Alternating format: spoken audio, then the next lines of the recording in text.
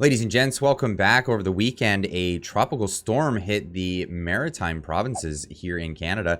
Hurricane Fiona ravaged its way through Canada, bypassing where hurricanes normally go in the Gulf of Mexico and Florida and whatnot. Went all the way up the Atlantic Ocean and right into Canada. We have Frankie McDonald, who's a national treasure here in Canada, always reporting on storms like this, finally reporting on one that's happening right at his home in Sydney, Nova Scotia, and we'll have his report here for you. This is Frankie McDonald, my old team station live in Sydney, Nova Scotia. Winds are getting really strong. It's getting higher gusty winds right now in my area, Sydney, Nova Scotia. And Hurricane Fiona has become a post-tropical cyclone just right now. Winds are getting stronger right now. It's a hurricane-style post-tropical cyclone, Fiona. The power is going to be widespread. It's going to do a lot of damage and bring down power lines, snapping tree branches in half. Big waves are getting bigger, and post-tropical cyclone Fiona as a hurricane is near Sydney, Nova Scotia. As of right now, winds are getting gusty high right now. I want everyone to be extra prepared. Winds are going to be mighty strong. Be prepared, as Frankie McDonald's always saying. If you don't know who Frankie McDonald is, he is a national treasure here in Canada. Always reporting on the weather on YouTube. I'll leave a link in the description to his Twitter, his YouTube, all of that. Go check him out. He also has a book, Be Prepared. The Frankie McDonald Guide to Life, Weather, and Everything. What a gentleman. And yeah, definitely go check him out. But what is happening in Nova Scotia, and why does this tie to ArriveCAN? So we have from the counter signal here, ArriveCAN delayed emergency response to deadly hurricane in Nova Scotia. Canada's ArriveCAN app caused delays at the border for American emergency support crews who were crossing to help with hurricane relief efforts. Nova Scotia Premier Tim Houston confirmed reports when questioned about it today. Well, this is a few days ago, but here's his words here. Speaking of power, is it true that some crews from Maine were stopped at the border because of the ArriveCAN app and were able to intervene? Yeah, we actually heard that there was an issue, and we have right now. I mean, the support from the neighboring provinces. We have crews from New Brunswick, from Quebec, from Ontario. Just a lot of support. We feel that support. It means so much to us, and also crews from Maine as well. So I do know that there was a situation where some crews from Maine had an issue at the border. At least once we became aware of that, we alerted the federal government. My understanding is that was dealt with pretty quickly, but there was an issue to begin with. So again, ArriveCAN doing what ArriveCAN does best and blockading borders. Apparently, the federal government is not happy with border blockades unless it's their own. This time, it was much needed support coming from the United States. ArriveCAN, the digital ID experiment, proved to be a roadblock in getting people help.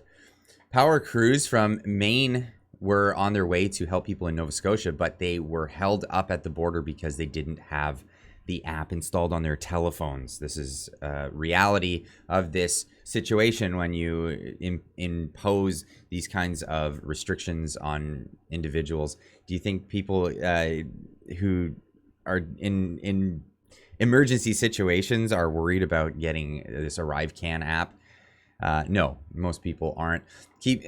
Not to mention, this is going to be gone at the end of the month. Like the requirement is going to be gone at the end of the month, and here we are having problems bringing support crews over to aid in helping people affected by Hurricane Fiona. Keeping Canadians unsafe, Nova Scotia Premier confirms that power crews from Maine heading to assist in the aftermath of Hurricane Fiona were delayed due to the Justin Trudeau ArriveCAN app. And there we have it there from Global News.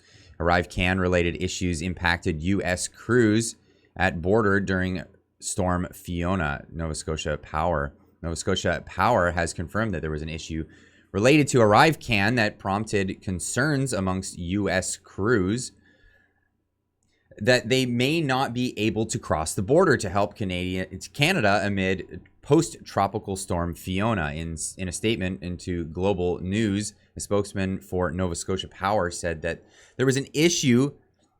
The issue was resolved and crews were on their way to affected areas within a few hours. Now, in these kinds of situations, minutes count and hours were waited at the border. When we heard from our crews that there were issues at the border, we reached out to the provincial officials to see if there was any help that could be provided, said spokesperson Jacqueline Foster in a statement. We understood that there would be outreach to appropriate federal officials that might be able to help. Within a few hours, the crews were on the road to support Nova Scotians. So an unfortunate situation here where, people were held back at the border. I know that there was a situation where some crews from Maine were having issues at the border. We became aware of that. We were alerted by the federal government. He further added that he thinks the delays were dealt with pretty quickly, but there was an issue to begin with. Public Safety has denied the claim that ArriveCAN caused delays. The Canada Border Service Agency has no record of such situation occurring at any port of entry into Canada. Furthermore, there are exceptions to Canada's entry rules that exempt those assisting in natural disasters from all border health measures, like using ArriveCAN. It was howling last night in northern Nova Scotia. Lots of trees and lines down. Houses and yards damaged, power outages everywhere. We fared okay compared to many, thinking of those in the region suffering as a result of Hurricane Fiona. The sunset tonight is a promise of a better tomorrow. Lots of damaging happening here. Got an after and before shot here of what it looks here. This is the Fox Roost. This was a storm surge can do. This is what a storm surge can do. Fiona caused catastrophic damage in Nova Scotia, Newfoundland, and Prince Edward Island. So thoughts and prayers, of course, for all those people affected. And hopefully crews are able to safely and securely go through these borders and assist in the damage mitigation here. But this is why we need to get rid of restrictions like this ArriveCAN app. Now, the federal government is saying that they're going to make it not mandatory for people to have, but that is only one step in the right direction.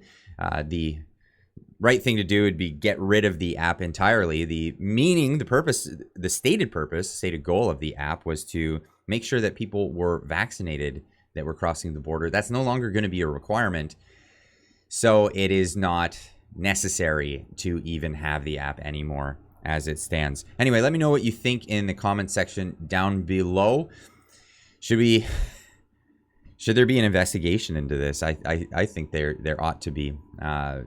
When it comes to emergency situations, we should definitely allow for exceptions and not have them wait hours when minutes count. Anyway, leave a comment in the comment section down below. If you're not subscribed to the channel, please do so now.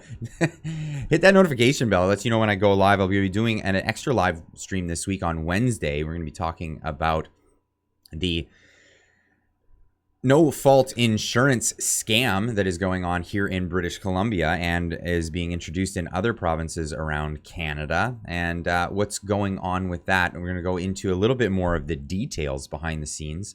I have a lawyer in the industry coming on to the show, and we're going to be discussing that on Wednesday. So hopefully you're available. You can tune into that at 6:30 Pacific time. But hit that notification bell just in case it slips your mind. You'll send you one right to your phone. Anyway, we'll see you in the next one. Keep on trucking.